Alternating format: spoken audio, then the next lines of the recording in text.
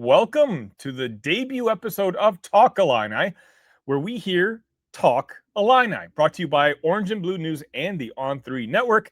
My name is Sonny Verma. I'm going to be your host here, and I will be having a co-host. We'll announce that very, very soon.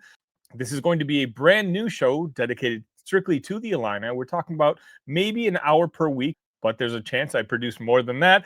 If you do follow me, you may know me from the Locked On Network. I produce Locked On Illini, which is about 30 minutes of Illini content each and every day. I did want to give a special shout out to Doug Bouchon and on the On3 Network for giving me this opportunity to host their Fighting Illini show. And I promise I'm going to take this opportunity very seriously and hopefully give you, the audience, the Illini fan base, exactly what you're looking for. Today, I'm going to talk about a story that's huge, and I know the word is overused at this point, but it's transformative when you talk about Illini athletics. Because on September 9th, 2025, Illinois alum Larry Geese pledged $100 million to the University of Illinois Athletic Department. 9 figures, one of the largest donations in the history of college sports to any college, much less the University of Illinois. So today I'm going to kind of break it down, talk about why it does matter, what does it mean for Illinois football, for the Big Ten, and the university as a whole. And maybe most importantly, what does it say about where the University of Illinois and their athletic program is headed? I was prompted to talk about this because there's a lot of Illini fans in my circle, and whether it's my circle or other content creators who are talking about, hey, is Illinois a football school now? I understand. I'm one of you when it comes to Illini. I went to school there. I got my degree there. I know that the majority of Illini fans probably trend a little bit towards the basketball side. So with people talking about this $100 million donation being given majorly to the football side, I understand why that kind of raises questions and people wondering, is that the right move? Hopefully, by the end of the show, you'll have a more informed opinion, or at least understand the thought process that Josh Whitman might have when it comes to deciding where this money is going to go. Before we get swept up in the wow factor of 100 million, and trust me, it's a wow factor, we need to zoom out a bit because this move doesn't happen in a vacuum. It happens against the backdrop of a changing Big Ten. College athletics right now is like a high-stakes poker game. Everybody's at the table, but the size of your stack determines how long you're going to play. And in the Big Ten Conference, well, you're talking about the equivalent of the World Series of poker. Right now, the conference distributes revenue equally to all member schools. On paper, that sounds fair, but if you've been paying attention, you've heard Ohio State President Ted Carter drop hints that the future may not necessarily look like the present. Translation, equal revenue sharing might not last. Ohio State pulled in $325 million in athletic revenue last year. Their football opener against Texas, 16.6 million viewers nationwide. That's NFL level territory. If you're Ohio State, you look around and say, why are Rutgers and Northwestern getting the same check that we are? And whether you like it or not, that's kind of the direction where things are going. And here's the kicker, Illini fans. Basketball doesn't save you in this conversation. It doesn't matter if you're Kansas, Indiana, Duke, or Illinois. Football drives the bus, period. Which brings me to Indiana. Yeah, Indiana, the big matchup that Illinois is going to have in week 4. The school that is synonymous with hoops. You're talking about Bobby Knight, candy strip pants, Hoosiers, Assembly Hall, all of it. A few years ago, some voices in Bloomington argued, let's just focus on basketball. Pull back on football, live in our lane. Instead, Indiana did the opposite. They went all in on football. New stadium plans, a personal seat donation program expected to bring in millions, and a head coach, Kurt Signetti, making over $8 million a year. Assistant coaches combined, another $7.5 million. Essentially, Indiana looked around, saw the Big Ten was moving forward towards a football-first economy, and said, we can't afford to sit this one out. And it's not just the mid-level programs. Look at Penn State. Penn State's an even clearer example of what's possible. They've always been a football-first brand, but now they're monetizing it in new ways. They just signed a multi-year sponsorship deal with Amica Insurance. We're talking on-field apron logos at Beaver Stadium, premium signage all over the place, naming rights to the team arrival, and even signing day. Again, just creative revenue. All these brands understand that in order to play at the highest of high levels, you're going to have to find a way to keep up financially with the highest of high levels. And that's what the top brands, being one of the top brands, is going to allow you to do. So here's where Illinois comes. The $100 million gift from Larry Geese isn't just generous, it's strategic. It's about planting a flag and saying, we're serious about football, and we're not just going to fill out the schedule. Because let's be honest, if you're an Illinois fan, and you're probably watching this, so I'm assuming you are, that sentence should give you goosebumps. Because how many times have we watched other schools invest while Illinois sat back? Well, now times are different.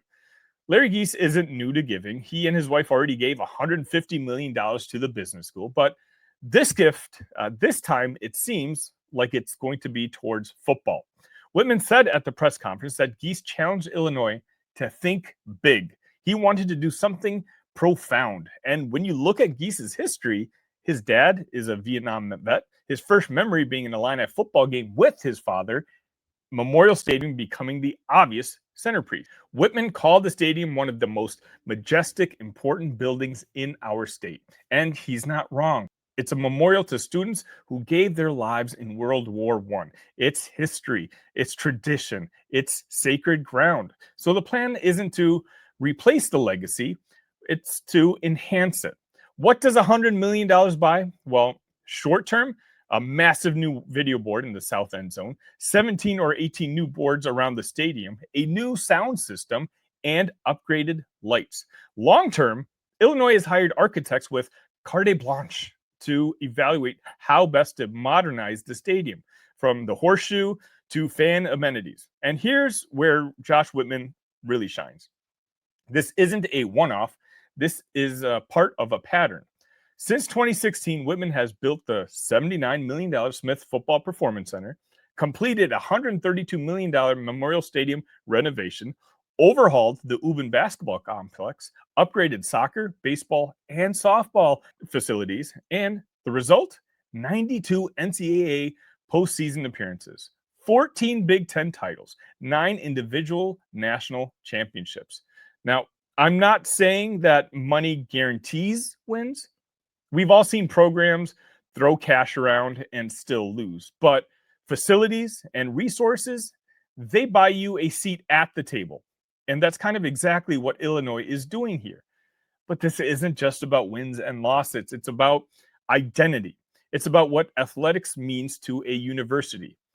Think about the Flutie Effect, named after Doug Flutie's famous 1984 Hail Mary at Boston College. The idea was simple. When a mediocre program suddenly rises to greatness, everything changes. Applications spike, donations flow, national visibility skyrockets. Georgetown saw a 45% increase in applications in the 1980s after John Thompson's Hoyas became a basketball power. Northwestern saw a 21% bump after winning a Big Ten football championship. Illinois, they just had their largest applicant pool ever. Over 73,000 students applied for fall 2025. Pair that with a 10-win football season, and you've got a recipe for a full-blown identity shift for the entire university. So here's the bottom line. The Big Ten is changing. Football is the currency of the future.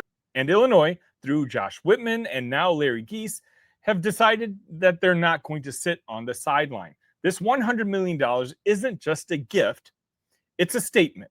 It's an investment. It's Illinois saying, hey, we're in. Josh Whitman is a very smart guy. He knows, I believe it's 2030 or 2031, the Big Ten media deal is going to be over. And the year after that, the SEC media deal is going to be over. And look, we know the changing landscape of college football athletics, well, just college athletics in general over the past decade. It's changed drastically at this point. And there's rumors about, the Big Ten abandoning the Big Ten, the SEC abandoning the conference, and all of a sudden a group of super teams join. We don't know what's going to happen. But what Josh Whitman has recognized and what Illini fans need to recognize. And this includes, actually, I believe it would target you basketball fans, the ones who may not pay attention to football, who think that Josh is making the wrong move.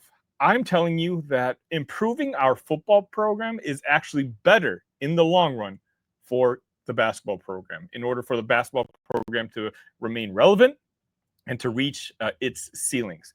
The better Illinois football is, the higher up in the hierarchy they're going to be, the higher up in the priority rankings they're going to be about being wanted as the school. We already are the state flag school. We already have one of the largest markets in the entire country in our state. The brand is there. The history is there. The production on the football field is not.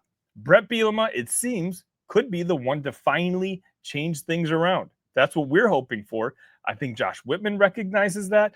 And more importantly, I think Larry Geese recognizes that. Now that we have the head coach, why not give him all the resources you can to maximize the potential of this football program? Because maximizing the football program is going to lead to maximizing the Illinois athletics program. And if you're a fan of Illinois athletics, whether it be basketball, golf, women's soccer, whatever it might be, you have to understand when it comes to priority, it's the football program that you want playing at the top rank. And I guess what I'm saying is, does this mean Illinois is now suddenly Ohio State? No, but it does mean that Illinois is building towards relevance, towards stability, towards a place at the Big Ten's top table when revenue sharing inevitably changes. It means Memorial Stadium, Geese Memorial Stadium, won't just be a historic landmark. It will be a modern day fortress, a recruiting tool, and a national statement. And it means the Illini fan base can finally start dreaming big, start dreaming bigger. Because for once, Illinois isn't just asking for a seat at the table, they're aggressively taking it. And that's going to wrap up my first show here at Talk Illini. Let me know in the comment section. Thank you all so much for watching. Again, you can find me in all your favorite socials at Talk Illini, or send me an email at talkillini@gmail.com. Again, it's one of those where the show is brand new. I'm taking in as much feedback from the community as you can. Please make sure you are subscribed to Orange and Blue News and the On3 Network. Doug does a fantastic job covering all of your favorite Illini athletics teams each and every day. I don't think there's anyone more hardworking than that guy. So please, again, thank you, Doug, for giving me the opportunity for the show. Make sure you're subscribed to the channel. I'm going to be doing this minimum once a week for an hour. Once me and my co-host decide which day we're going to go live with that, you will be the first ones to know. But here and there, whenever news breaks, whatever is happening with the world of Illini athletics, these are really exciting times for the world of Illini athletics. And I'm so grateful to have this opportunity to share this whole experience with you guys. Until next time, ILL.